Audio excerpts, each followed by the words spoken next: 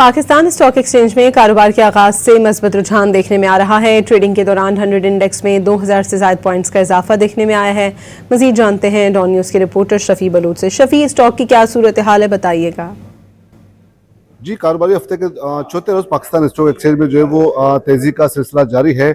आज जो है वो स्टेट बैंक को $2 अरब वसूल होने की खबर के बाद जो है वो एकदम से जो है वो कारोबार में जो है वो तेजी देखने को मिली। मुख्तलिफ जो है वो सेक्टर्स में जो है वो सरमायाकार भी काफी मुतहरिक नजर आ रहे हैं।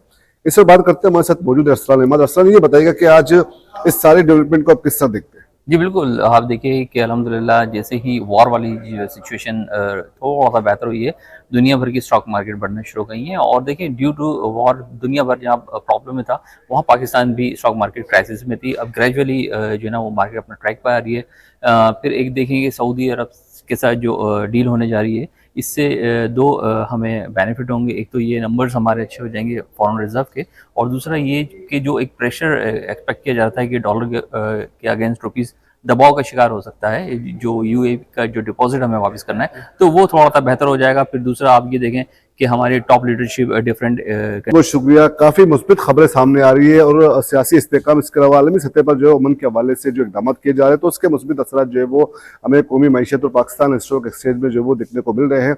और दुनिया जहाँ की एशियन स्टॉक मार्केट में भी जो है वो बेहतरी देखने को मिल रही है।